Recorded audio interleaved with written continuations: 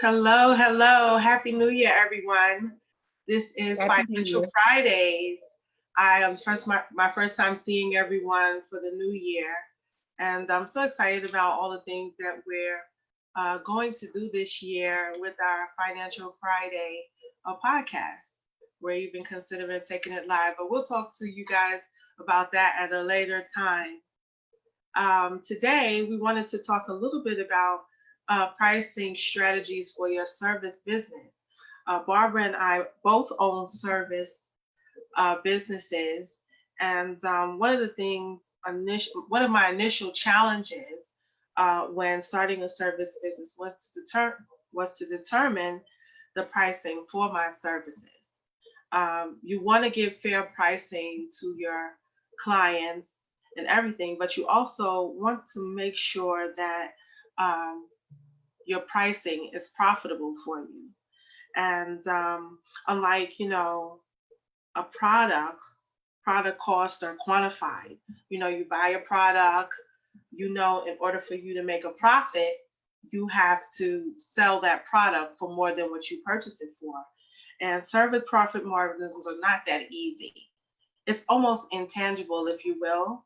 You have to um, take the time you spend providing the service, and that in and of itself becomes your value. And when I say the time that you take providing the service, it's not just, oh, I spent an hour on so and so's account today. It's the hour and the time that you spent into it. It's the effort that you put into it. It's the care that you give it. All of those things become your value, and all of those things should be considered when you are determining the pricing for your services. So I'm just going to jump right into it today, just so that we don't go over. But one of the first things that you want to do when you have a service business and you're trying to calculate, well, how much I should charge everyone, is calculate costs. Now, understanding the true cost of providing your services plays a big part in learning how to price your services, as I mentioned earlier. So, what you can do initially when calculating costs is you can determine two things: your direct costs and your indirect costs. And adding those costs together, determine the total amount of money you must cover during a specific time, during a period of time. Right. And knowing your costs is just a starting point for this service pricing. You must make at least your costs to at least break even. Now, we don't just want to break even in 2020. We want to excel and go beyond that. But at least, just to at least break even, you have to at least know your costs. So let me. Right. Now, are you talking about something that's product based or inventory based as far as pricing, like No, no, new no. Just this is basically for services, because services? it's usually a little easier to do the product cost. Whatever you put into it, whatever you pay for it, you have to charge more for that. But services is a little differently. But you Yeah. can still use your direct costs and your indirect costs to still kind of give, provide a little segue of the direction of where you should kind of go Right. and trying to determine the With cost. what I do, I the value is really what drives the cost, because the client that comes to me is looking for financing for the most part.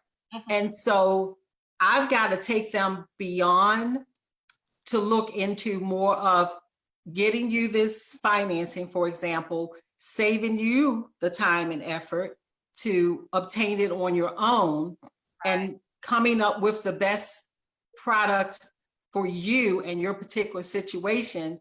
When my client comes to me, all of that is something I've got to consider on the tail end of once they've received what they're looking for. So if I'm saying that, let's just say someone is a really busy business owner, they don't have Yes. much time. Yes. And so to them, they may be willing to pay a premium of not having to spend a lot of time trying to find the best Yes. financing on their own. Yes. So it could vary sometimes from someone who that's their pain point is they don't have enough time, as opposed to someone who might be starting a business and they may have a lot of time. So Yes, yeah, you're right. And that's another point that I also have as computing your service costs, knowing your customers. You yes, know, you can use a market study to collect information about your target customers. You can find out how much your potential customers are willing to pay for things like expedited service or that yes, personal attention, you know? right. So Mhm. that's another thing. Learning more information about your target audience or your customers is part of a value-based pricing strategy that Barbara was talking about. Right. Under a value based pricing strategy, a business bases services on how much customer value is offered. So Mhm. that's something to consider also when you're Yes. computing your costs for service. Mhm. Okay? And I always feel like the bottom line when you do come up with your pricing is you want to be fair because you don't want to Mhm. turn people off by them feeling or believing that you're overpricing just because you can. Because Mhm. you may lose a considerable amount of clients if you are, overpricing Yes, for the yes, most part. yes, yes. I think it's important. That's also another tenet that I wanted to talk about, looking at the market. You Yes. know, under market-based pricing, businesses look at what competitors are charging, Hmm. and you're looking at it because your clients are looking at it. Right. You know, but one of the things I'd like to say about looking at the market, it's not the only thing that you should do because it's not sustainable. Your expenses are not their expenses. Their expenses are not your expenses. And you could Um, be in a state where the service you're offering is maybe there's less of a market for that, mhm, and you go into a market that it's very popular, they may have saturate. lower pricing just because of Exactly. that. Yeah. Exactly. But Mhm. at the same time, even though you're considering the market and you're considering competitors and so forth and so on, it doesn't necessarily mean that you charge less. I think some Okay. people have that confusion in place. Just because your competitor is charging $1,000 for a service, it doesn't mean that in order for you to get more customers than that competitor that you charge 800. It doesn't necessarily mean that. Keep an That's so eye on true. your competitor pricing reveals what sets you apart. Right. You know, if you charge more than your competitor, you have to be able to show your customer the value of the unique experiencing that your company offers, Right. right? Hmm. So that's something else. And also, another tenet is to consider your time invested. Think about how much time you invest in providing that service. The longer you spend on a project, the more you should earn. Personally, that's my personal opinion about it. Track how long it takes you to complete a project to help you come up with a fair price. I know Yeah. personally, I have clients who just want my undivided attention from A to Z, and they want to be a part of the decision making in everything. So you're going to spend more time because you have to stop, they're going to interject, you have to listen to their opinion instead of just going forward and doing what you do. So Right. all of that, time needs to be considered also when you're Absolutely. uh, Yes. And determining clients don't really look at it that way if they have, they're bringing to the table a little bit more neediness, so to speak. I mean, Mhm. not as a negative thing because each client is individual and they deserve your undivided attention. But you may have a client that's just a little bit maybe nervous Nelly Mm. or Mr. Joe, who's coming from old school and his ways are a little bit different. So you do have to adjust. And the client that doesn't need a lot of time versus the ones that do, it kind of balances it out all out at the end of the Oh, process. Yeah. sometimes I said all of Sometimes it balances out at the end when you're charging. we hope it balances out. Yeah, and that's another thing too. You can decide whether you're going to go ahead and charge an hourly rate or Yeah, a per project rate. And for right. those clients who are more involved, it probably works best to just charge them an hourly rate. Hmm. And And in my industry, there's typically a flat fee. yeah, and there's a flat Yeah. fee, yeah. It's a flat fee for everyone. Everyone pays the same. Sometimes it's negotiable, Mm-hmm. but that sets a standard for what you're, going to pay for this type of service. Yeah. So So that can what do you do ease. with that? Do you ever find yourself kind of like doing what I say a combo where you do have a flat fee for a service, but because this client wants a little extra attention, maybe they might say, Barbara, can you fill this application out? I don't know if that's against the law or not. Can you do that? Would you consider doing what I say a combo, maybe charging them the flat fee, and then for all of the little extras that they may want, you might say, okay, well, I'm gonna have to figure out a little hourly something going on here because this is In this industry, no. It's a no. flat, yeah, it's a flat fee for everyone across the board. Okay. I'm talking when you're talking about cost, the ultimate cost, let's say for closing costs maybe, or upfront fees, typically that's set within a range.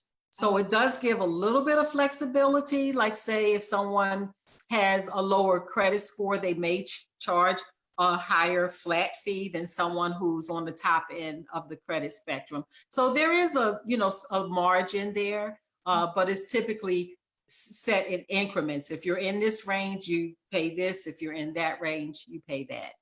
Okay. But it's expected upfront, and upfront, with the industry that I'm in banking, it has to kind of be a little bit standard set fees up, that's the customer knows upfront. Okay. Yeah. Well, just to go a little bit in depth about clients, businesses who decide that they want to charge hourly, just to give you an example, billing customers at an hourly rate is very popular.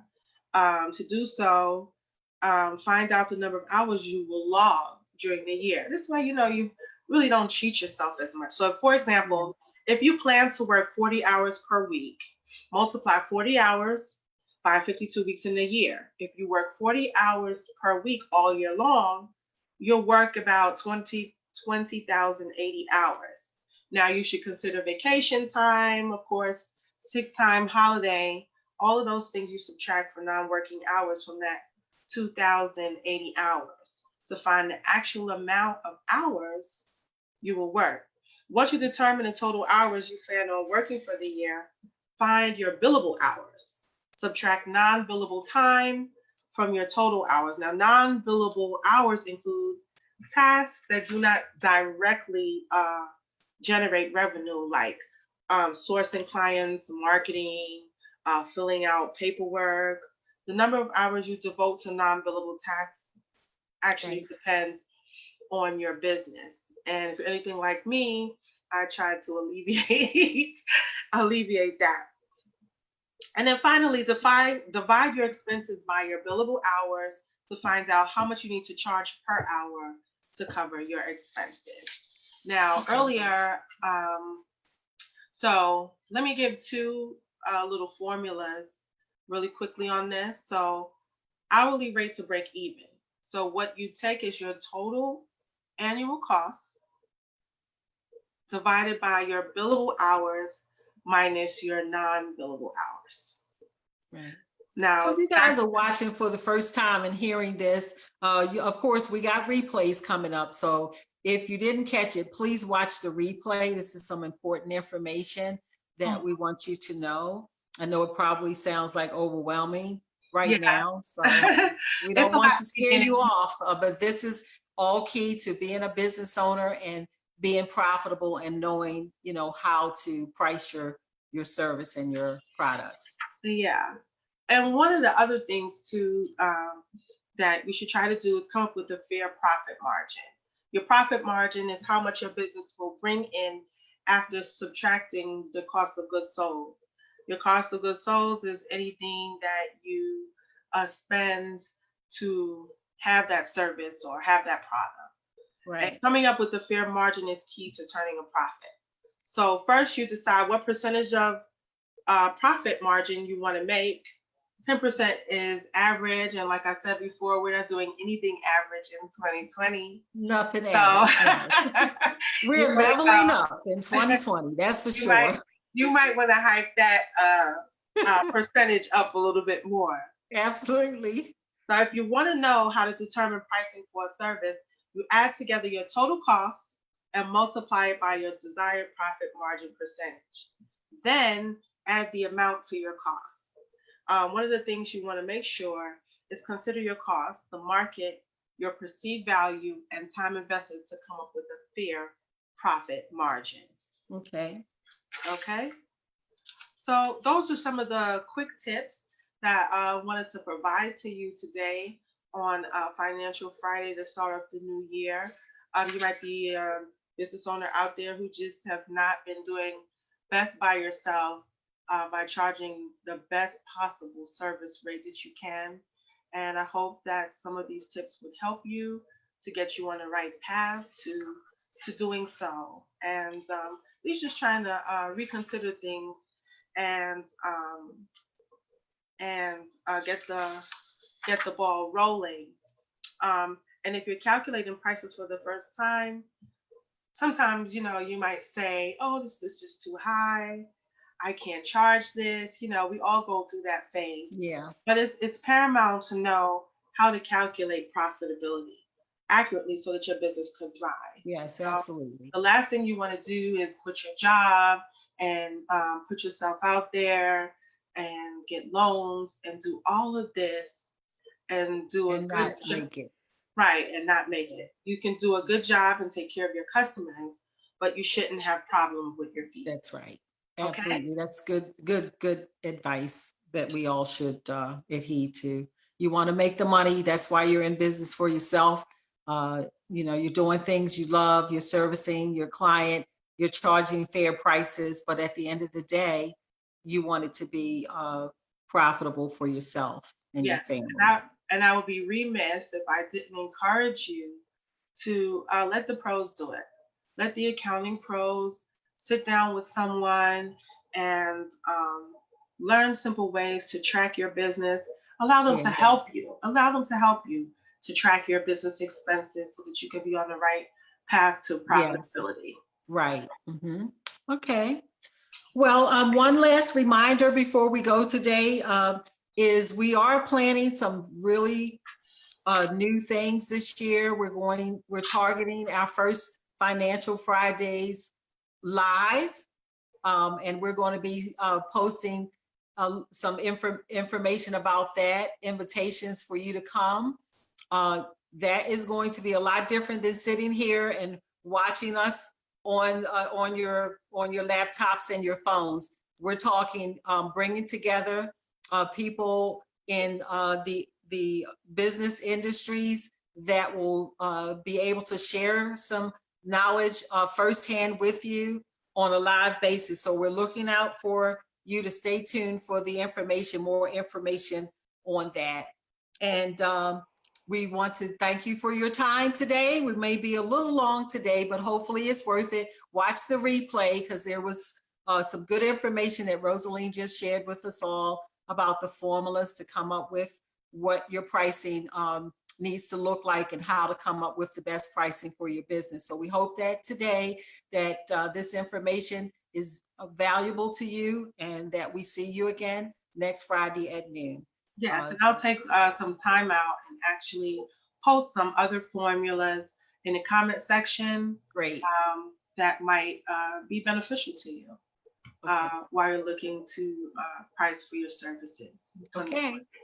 All right, so that's our segment for today, guys. We can kick off the weekend now. Here it's going to be some good weather across the board in most places. So enjoy the weekend and we'll see you next Friday at noon. Talk to you soon.